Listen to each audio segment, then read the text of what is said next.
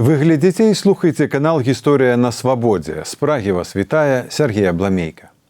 Як жаўнеры-беларусы здабывалі незалежнасць Польшчы ў 1919-20 годах? Колькі іх служыла ў польскім войску да Другой сусветнай вайны і падчас яе? Ці паддаваліся яны палінізацыі і ці быў сярод іх нацыянальны рух? Пра гэта і пра іншае мы пагаворым з беларуска-польскім гісторыкам, прафесарам Варшаўскага універсітэту Юрыем Грыбоўскім.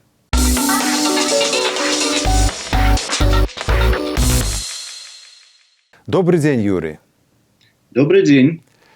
Пачнем з удзелу беларусаў у польскіх вайсковых фармаваннях падчас здабыцця Польшчай незалежнасці. Я маю на ўвазе найперш так званую польска-савецкую вайну. Колькі беларусаў тады служыла ў польскім войску і як яны туды трапілі? Пра удзел беларусаў у польскім войску ў гады савецка-польскай вайны мы можам казаць недзе з сярэдзіны, умоўна кажучы, з лета 1919 года.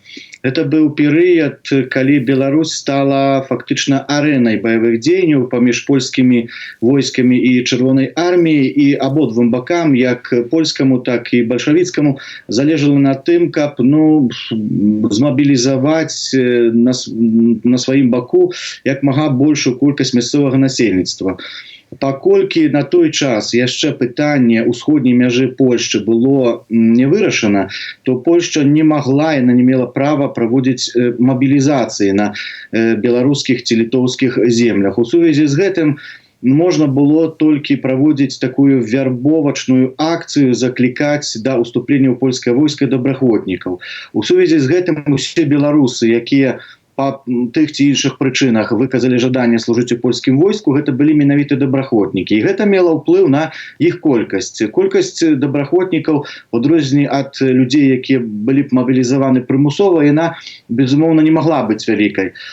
Таму, калі казаць пра тое, колькі беларусаў ўсё ж такі трапіла ў польскае войска у гады 1919-1920, калі адбываліся баявыя дзеянні, то даводзіцца казаць пра некалькі тысяч.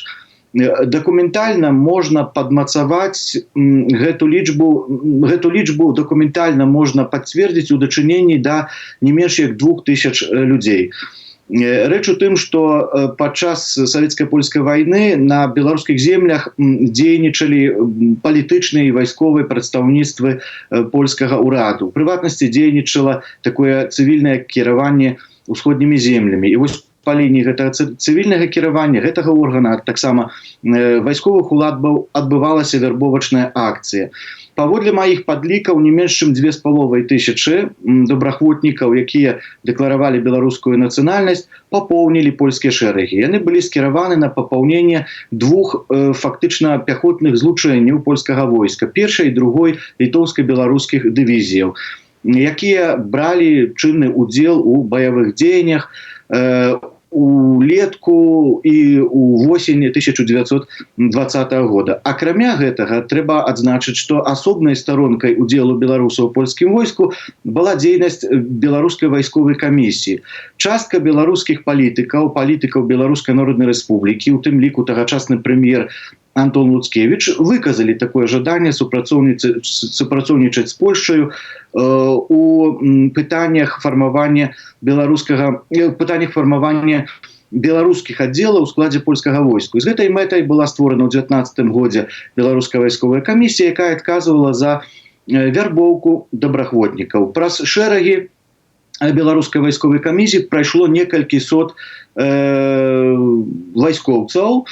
Гэта былі як шарагоўцы, падафіцэры, так і пэўная частка таксама афіцэраў. Планавалася стварыць першапачаткова некалькі батальёнаў, потым было вырашана абмежавацца адным батальёнам. Наогул дзейнасць камісіі не мела вялікага поспеху, і таму фактычна усе тыя, хто быў закліканы па лініі беларускай вайсковай камісіі, яны удзелу ў баявых дзеяннях не ўзялі. Ну і, відаць, мы можам гаварыць пра нейкія якасныя ацэнкі гэтага ўдзелу беларусаў у тых падзеях. Вот калі я вас пытаю, які ўклад беларусы ўнеслі у тую вайну, у якіх бітвах прынялі ўдзел ці баях?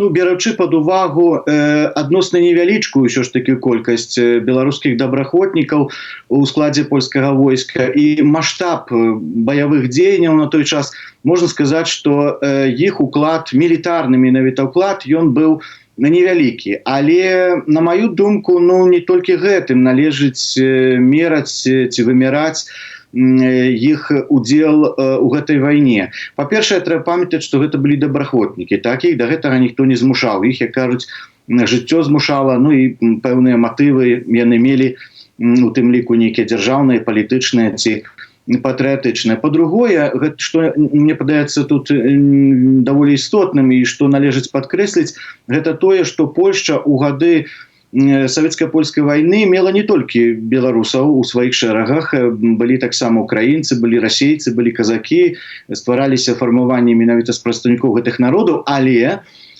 пасярод усіх іх беларусы былі першымі. Беларусы былі першымі вайсковымі хаўруснікамі Польшчы ў вайне з савецкай Расіяй.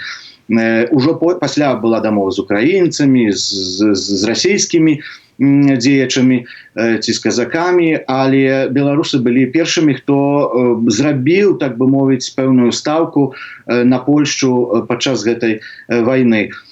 А, як я ўжо сказаў, мілітарны ўклад іх у гэтыя падзеі, ён быў невялікі. Па той прычыне, што іх было ўсё ж не шмат. Ну, вы са мной, я лічу, што слухачы са мной таксама пагадзяцца, некалькі тысяч чалавек, у асноўным жаўнераў літоўска-беларускіх пяхотных дывізіяў, ну, гэта ўсё ж не шмат. Добра, а калі вот пойдзем далей, калі гаварыць пра беларусаў у войску другой Рэчы Паспалітай у гэты міжваенны перыяд, міжваеннае 20годдзе, колькі там было беларусаў, да якіх вайсковых вышыняў пусцілі палякі тады беларусаў, ці былі сярод іх афіцэры, напрыклад, у якіх званнях?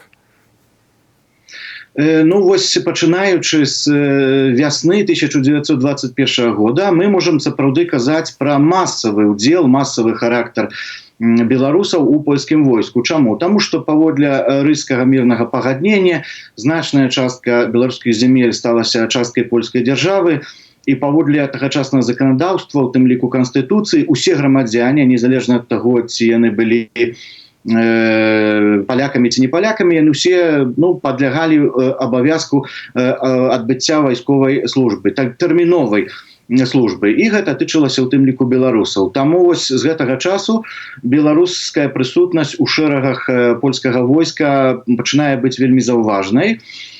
Штогод лічба беларусаў, прызыўнікоў беларусаў мянялася. Ну, на гэта мелі ўплыў розныя фактары, у тым ліку дэмаграфічны, натуральны прырост, правда. Але ў асноўным можна сказаць так, што ў міжваенны час, гэта значыць у 20-30 гады, колькасць беларусаў вагалася ад 9-9,5 тысяч да 20, нават 4 тысяч. У залежнасці, кажу, ад году, правда. Найбольш беларусаў было налічана ў польскім войску якраз таки на пачатку 20-х гадоў, вось гэта ў 1922 годзе, калі адбыўся першы фактычна заклік у заходняй Беларусі ў польскае войска, а на той час яшчэ у польскім войску не служылі украінцы з усходняй Галіцыі.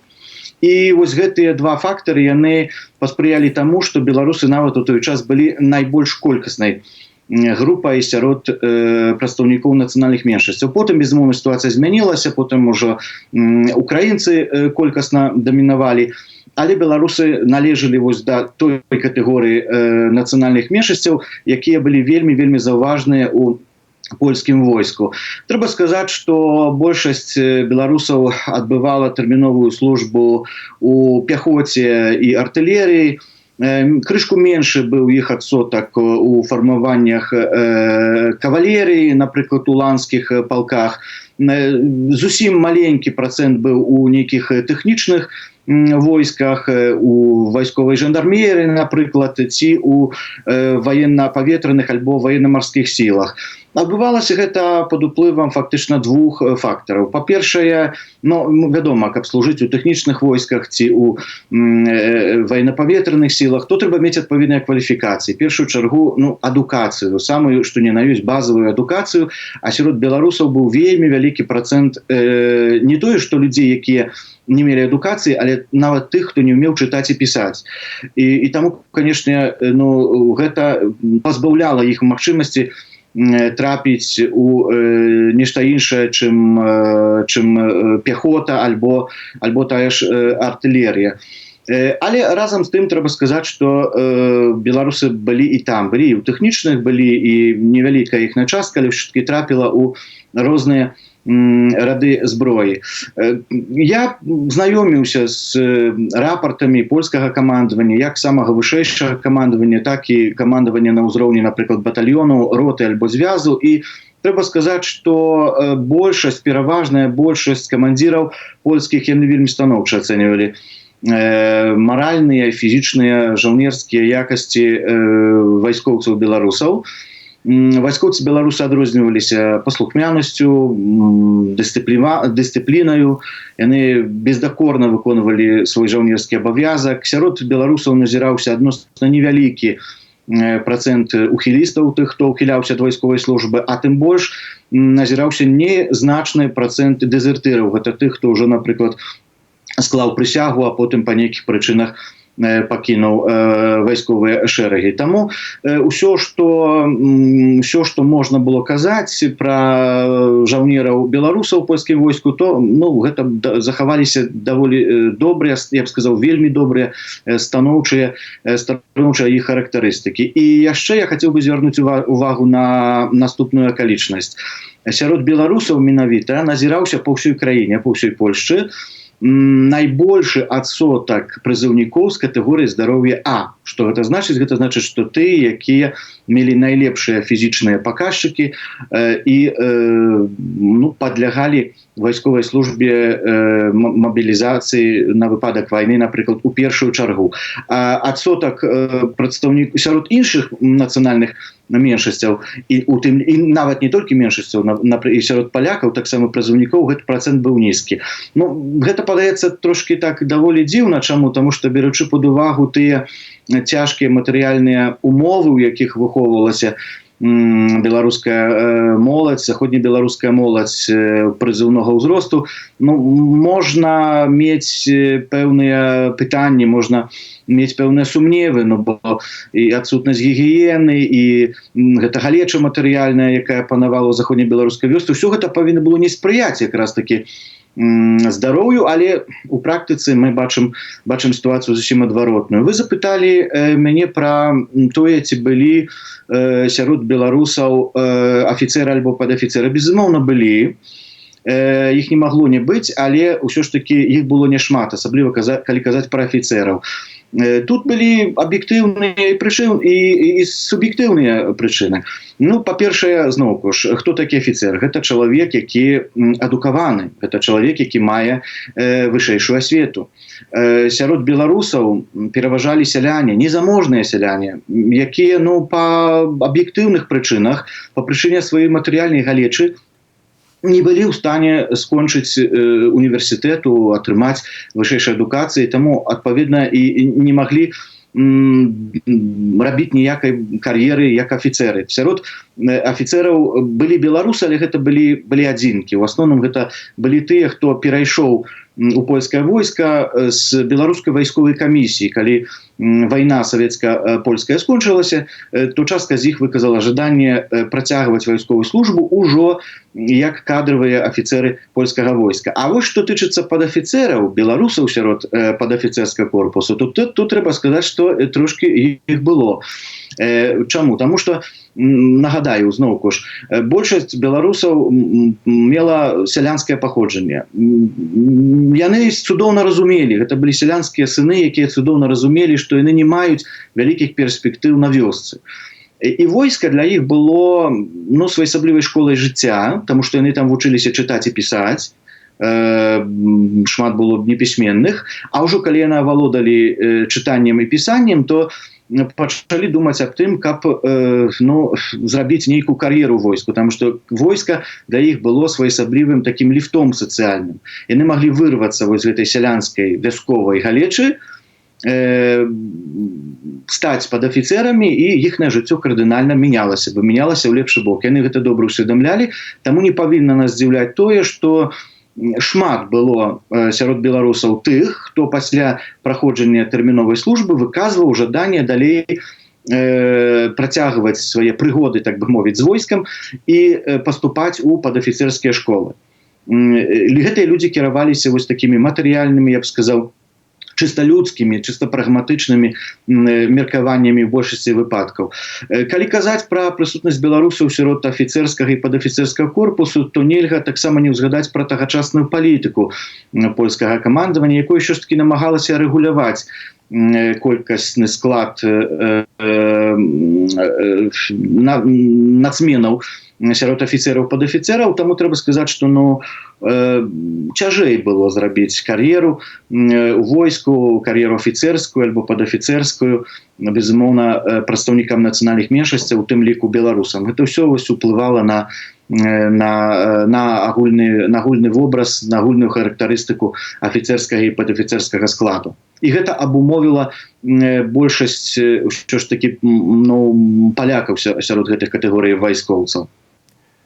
З гісторыі сваёй сям'і я ведаю, што перад вайной улады ў жухавіцкай гміне тагачаснага Наваградскага ваяводства схілялі майго праваслаўнага прадзеда беларуса запісацца палякам, але ён катэгарычна адмовіўся.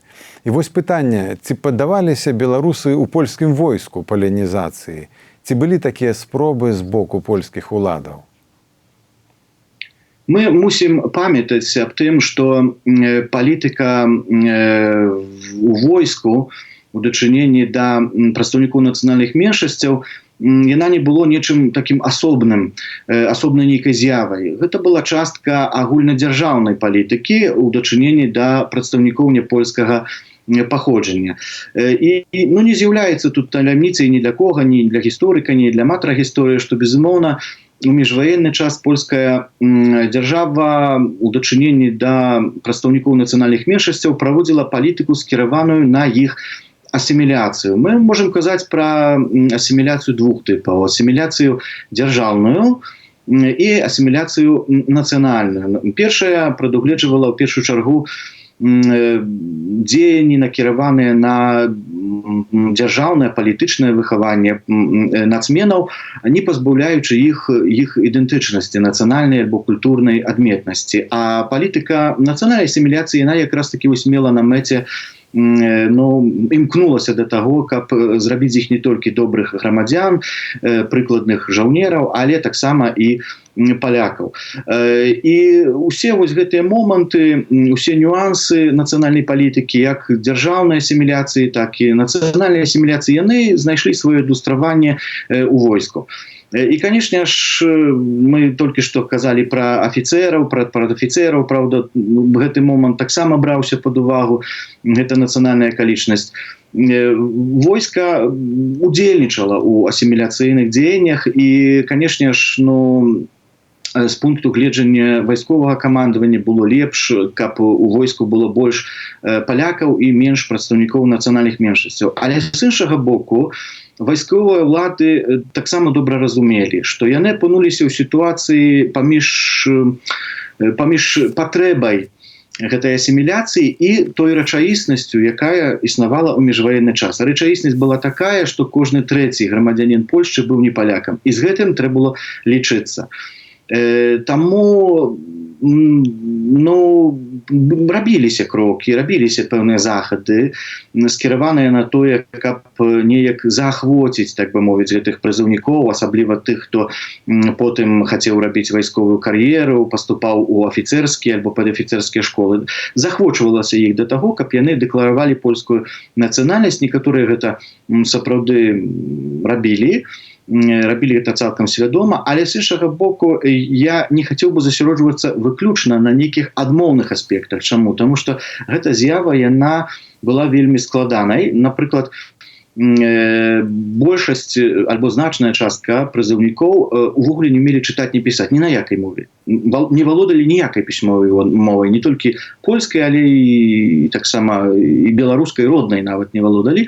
І таму для іх вось знаходжанне гэтыя 2 гады у войску гэта была такая магчымасць авалодаць чытаннем, пісаннем, магчымасць пабачыць свет, пашырыць свае жыццёвыя далягляды, так бы мовіць, а такая магчымасць была, таму што у войску функцыянаваў прынцып экстэрытарыяльны, а не тэрытарыяльны. Гэта значыць, што прызыўнікі ў асноўным, напрыклад, заходняй Беларусі накіроўваліся дзеля праходжання тэрміновай службы ў іншыя часткі польскай дзяржавы, напрыклад, на захад, на Пазнаншчыну, альбо на Памор'е, альбо недзе ў Галіцыю, і там гэтыя людзі сутыкаліся з іншай культурай, не абавязкова з іншай духоўнай культурай, але таксама з матэрыяльнай культурай, так яны бачылі, як жывуць іншыя. Большасць з іх не пакідала свае радзімы, сваёй малой бацькаўшчыны. Яны,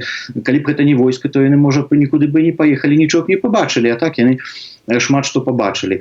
Безумоўна, войска ўскладала пэўныя надзеі на вось гэта выхаванне іх і разлічвала на тое, што пасля праходжання вайсковай службы яны будуць ужо не толькі граматнымі, але таксама і адданымі патрыётамі той краіны, у якой жывуць. Гэтаму служыла, напрыклад, дзейнасць вайскова-палітычных афіцэраў. Дарэчы, афіцэры таксама мелі адпаведныя інструкцыі падчас размовы з польскімі вайскоўцамі беларускай нацыянальнасці. Патрэбна было тлумачыць ім ролю беларусаў у функцыянаванні Рэчы Паспалітай. Напрыклад, падкрэсліваўся іх удзел у той жа польска-савецкай вайне. Але трэба сказаць, што ўсе гэтыя захады, скіраваныя на асіміляцыю, яны былі малавыніковымі. Яны прыносілі пажаданы вынік, можа, толькі ў дачыненні да афіцэраў, падафіцэраў. Вось той часткі вайскоўцаў, якія пасля праходжання тэрміновай службы хацелі працягваць вайсковую службу далей. А вось большасць вярталася дадому, вярталася ў сваё традыцыйнае грамадства, ў сваю вёску, дзе яна выхавалася, і вельмі хутка забывалася пра тое, што ім казалі у войску, пра тое, што яны чулі у казармах. Таму нават я чытаў сведчанні мясцовых вайсковых уладаў, якія жаліліся на тое, што вось гэтыя рэзервісты, так, тыя, якія прайшлі вайсковую службу, яны потым з войскам ніякіх адносін не ўтрымлівалі. Напрыклад, не далучаліся да саюзу рэзервістаў, да чаго іх захвочвалі. Іх захвочвалі чытаць газеты польскія, але яны таксама вялікага жадання, вялікай цікавасці не праяўлялі, што трэба зразумець, паколькі у той матэрыяльнай галечы, у якой існавала заходнебеларуская вёска, то, вядома, людзі думалі пра тое, як выжыць, як пракарміць сям'ю, а не пра тое, як там, што там ім казалі ў войску і што яны павінны рабіць. А як наконт нейкага нацыянальнага руху сярод беларусаў у польскім войску міжваеннай Польшчы? Ці дзейнічалі, ці, прынамсі, спрабавалі дзейнічаць беларускай партыі сярод вайскоўцаў? Ці спрабаваў нехта данесці свае беларускія палітычныя ідэі? Наогул палітычная дзейнасць у войску была забаронена, што зразумела, праўда, і з'яўляецца нечым відавочным. Але, канешне ж, асобныя партыі, якія дзейнічалі ў краіне, намагаліся неяк уплываць на вайскоўцаў, на сваіх прыхільнікаў, якія апынуліся ў казармах. І тут даводзіцца казаць пра дзейнасць, прынамсі, двух партый, двух палітычных груповак, якія ў той час прысутнічалі на заходнебеларускай палітычнай сцэне. Першую чаргу гэта была КПЗБ, камуністычная партыя Заходняй Беларусі, і непрацяглы час з 26 па 27 год гэта таксама даводзіцца казаць пра дзейнасць грамады, беларускай сялянскай работніцкай грамады. Дзейнасць абодвух гэтых партый, трэба сказаць, мела адмоўны характар з пункту гледжання польскага войска. Чаму? Таму што камуністы адкрыта заклікалі да нейкай дэструктыўнай антыдзяржаўнай працы, у тым ліку на тэрыторыі вайсковых казармаў. Гэта заданне было даручана не столькі дзеячам КПЗБ, колькі дзеячам камсамолу заходняй Беларусі. Чаму? Таму што прызыўнікі гэта якраз такі тая катэгорыя людзей, якія маглі належаць да камсамолу. І тыя камсамольцы, якія траплялі ў войска, ім даручалася працягваць сваю дзейнасць, пашыраць свае ідэі, свае перакананні сярод саслужыўцаў. Пэўны час гэта была праблема для польскага камандавання. У сувязі з гэтым вельмі вялікая ўвага надавалася прызыўнікам. Звярталася ўвага не толькі на іх нейкія маральныя ці фізічныя якасці, але таксама на іх магчымы ўдзел у палітычнай дзейнасці. І вельмі часта было так, што, напрыклад, прызыўнік, які меў катэгорыю здароўя А, але падазраваўся ў сувязі нейкай там з камсамольцамі альбо камуністамі заходняй Беларусі, то такі чалавек ужо знаходзіўся на асаблівым уліку. І нягледзячы на гэтыя захады, якія рабілі польскія вайсковыя ўлады, ўсё ж такі пэўнай частцы прыхільнікаў камуністычнага руху, у тым ліку сябраў камсамолу, удалося трапіць у войска, і яны там сапраўды праводзілі сваю дзейнасць. З гэтай дзейнасцю змагаліся адпаведныя вайсковыя органы. Калі казаць калі пра камуністаў казаць, што належыць падкрэсліць тое, што камуністы яны не заклікалі сваіх прыхільнікаў не уступаць у войска, яны не заклікалі ухіляцца ад вайсковай службы, яны наадварот заходзілі з таго, што трэба ісці туды.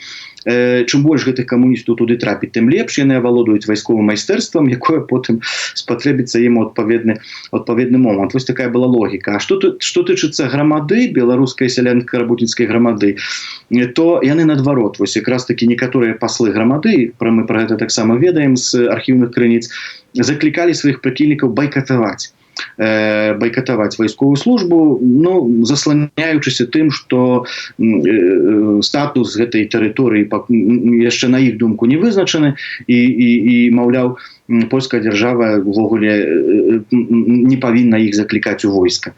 Але дзейнасць, калі ўжо так падагульняць, глядзець на гэта неяк, зірнуць на гэта больш глобальна, то трэба сказаць, што ўсё ж такі дзейнасць як КПЗБ і камсамолу заходняй Беларусі, так і грамады вялікага істотнага ўплыву не аказвала. І ў параўнанні з тым, колькі беларусаў служыла, гэта былі дзесяткі тысяч беларусаў, штогод заклікаліся, тысячы беларусаў заклікаліся ў польскае войска, то, можа, сотні былі звязаныя толькі з гэтымі палітычнымі арганізацыямі і бралі ўдзел у нейкім такім палітычным руху.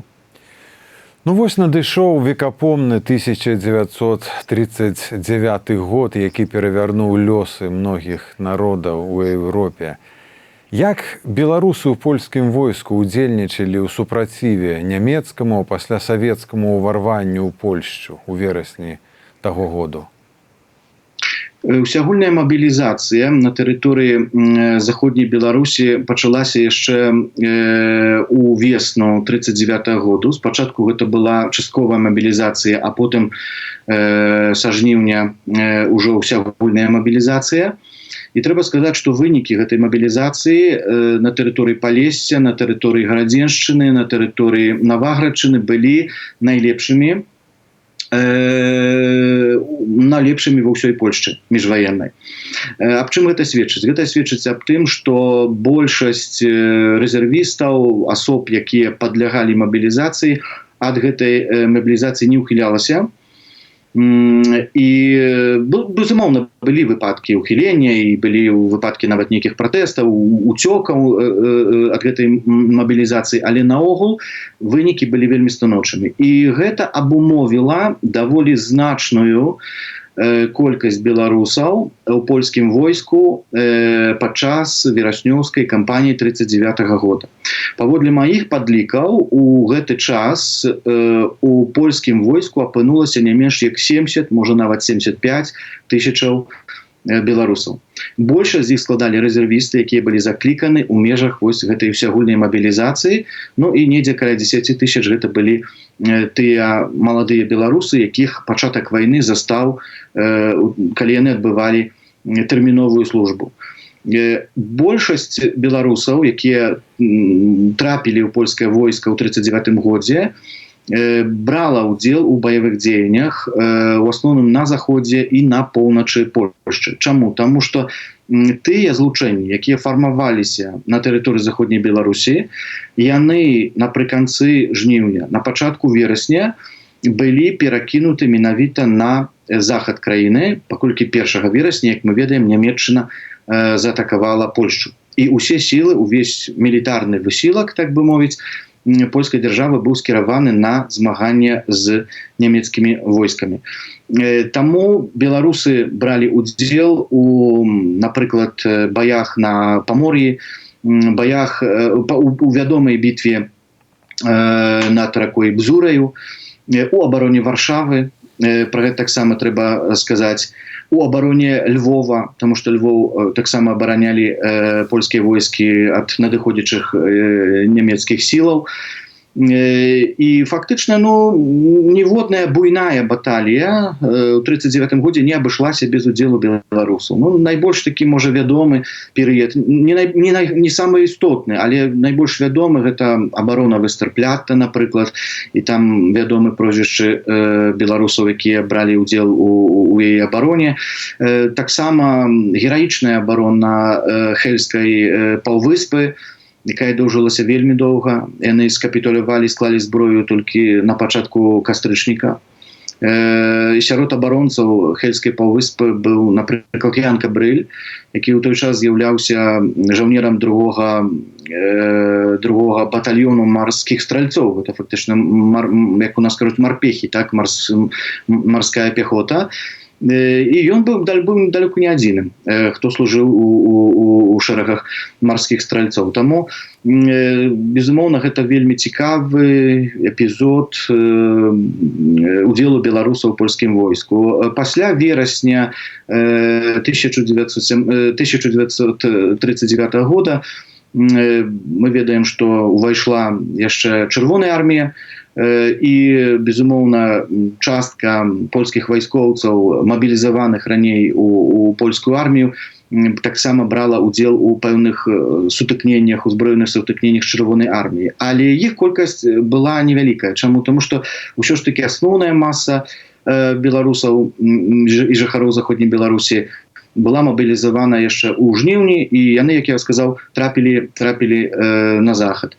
Напрыканцы хацеў бы яшчэ звярнуць увагу на адну акалічнасць. Я праглядаў вайсковыя дакументы розных польскіх фармаванняў, і трэба сказаць, што вельмі рэдка сустракаў нейкую адмоўную характарыстыку беларусаў, якія служылі ў гэтых фармаваннях. У асноўным камандаванне хваліла тых беларусаў, якія бралі ўдзел у баявых дзеяннях супраць нямецкіх войскаў у 1939 годзе. Больш за тое, адзначалася нават, што яны дэманстравалі такі асаблівы гард, асаблівую падрыхтоўку. Рэч у тым, што яны апынуліся далёка ад сваіх родных мясцін. І калі, напрыклад, сітуацыя была трагічнаю, калі адзінка, у якой яны служылі, была ўжо разбіта, то яны да канца трымаліся свайго камандавання, да канца выконвалі загады. Чаму? Таму што ім было далёка вяртацца да радзімы. Яны не маглі кінуць так проста ўзбраенне і ісці, вяртацца да хаты, паколькі іхная хата была вельмі далёка ад таго месца, дзе яны змагаліся. Пра іх зацятасць і той гераізм, які яны прадэманстравалі падчас вераснёвай кампаніі 1939 года, сведчыць, хаця ж бы страты. На маю думку, недзе каля 10 тысяч беларусаў загінула ў польскім мундуры ў 1939 годзе. Ну і нам застаецца пытанне пра лёс беларусаў у савецкім і нямецкім палонах пасля 1939 года. Што і як з імі адбывалася? Польскія вайскоўцы, у тым ліку беларусы, падзялілі лёс сваёй краіны. У 1939 годзе частка іх трапіла ў нямецкі палон, частка трапіла ў савецкі. Калі казаць пра тых, хто апынуўся ў нямецкім палоне, то паводле маіх падлікаў гэта было не менш чым 30, можа нават больш тысячаў беларусаў. І іх лёс склаўся па-рознаму. У першыя месяцы пасля заканчэння баявых дзеянняў было дасягнута такое нямецка-савецкае пагадненне аб абмене польскімі ваеннапалоннымі. І тыя, хто нарадзіўся на тэрыторыі заходняй Беларусі, заходняй Украіны, яны тэарэтычна падлягалі перадачы на савецкі бок. І такая перадача адбывалася.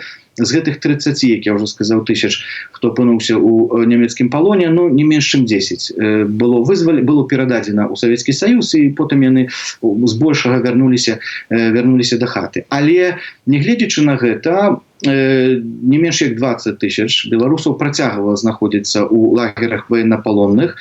Трэба сказаць, што немцы надавалі вялікую вагу, вялікае значэнне нацыянальнаму складу польскіх вайскоўцаў. Яны літаральна ў першыя месяцы аддзялілі палякаў ад непалякаў, беларусаў сканцэнтравалі, украінцаў таксама сканцэнтравалі ў асобных лагерах, у асобных працоўных камандах.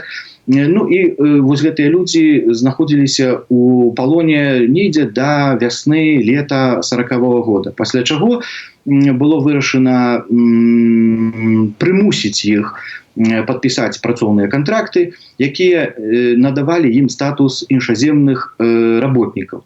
Такім чынам, Трэці рэйх патрабаваў дармавой альбо таннай працоўнай сілы, і гэтых людзей менавіта разглядалі як такую танную працоўную сілу. Яны былі скіраваны ў асноўным у нямецкую прамысловасць альбо ў сельскую гаспадарку, і там прапрацавалі фактычна аж да канца Другой сусветнай вайны. Так склаўся лёс большасці, трэба сказаць, тых, хто апынуўся ў нямецкім палоне. А лёс тых, хто трапіў у сваю чаргу ў савецкі палон, тут залежаў у значнай ступені ад таго, ці ён быў шэрагоўцам, ці ён быў афіцэрам. Калі казаць пра шэрагоўцаў, то большасць шэрагоўцаў, якія трапілі ў савецкі палон, а гэта было недзе таксама не менш чым 25 тысяч беларусаў, то большасць з іх была вызвалена. У першыя тыдні пасля заканчэння баявых дзеянняў быў выдадзены загад аб іх вызваленні, і яны бяспечна вярнуліся да хаты. Для іх вайна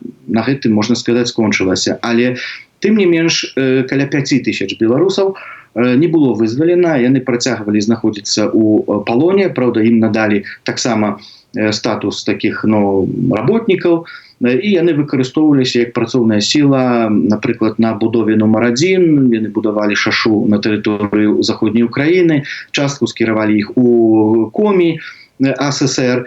І вось у такіх умовах яны праіснавалі да чэрвеня-ліпеня 1941 года, калі цалкам кардынальна змянілася сітуацыя, міжнародная сітуацыя. А вось лёс афіцэраў быў вельмі трагічны. Як мы ведаем, афіцэры у весну 40-го года сталі ахвярай злачынства, сталінскага злачынства. Яны былі расстраляныя. Сярод больш як 14 тысячаў польскіх афіцэраў, якіх спаткаў такі лёс, былі таксама прадстаўнікі розных нацыянальнасцяў, у тым ліку беларусы, колькасці якіх мы не ведаем. Мы не ведаем па той простай прычыне, што тая статыстыка, якая існуе, як польская, так і савецкая, яна вельмі недакладная. Паводле маіх падлікаў, так калі глядзець на межы, на мапу сучаснай Беларусі, то недзе не менш чым 1000 асоб паходзіла з тэрыторыі цяперашняй Беларусі. Але, безумоўна, было б вялікую памылкаю і недакладнасцю залічваць гэтых людзей да беларусаў. Беларусы сярод іх былі, але іх было не так шмат. Па аб'ектыўных прычынах. Я нагадаю, што наогул беларусаў сярод афіцэраў у міжваенны час было нешмат. Правда, нешмат, і гэта умовіла таксама незначную колькасць беларусаў сярод тых, хто загінуў у Катыні і іншых месцах расстрэлаў польскіх афіцэраў. Мы можам апіраваць з нейкімі асобнымі лічбамі. Напрыклад, напярэдадні расстрэлу мы ведаем, што у 3 вось гэтых спецлагерах НКУС знаходзілася 51, здаецца, вязень, які фігураваў як беларус.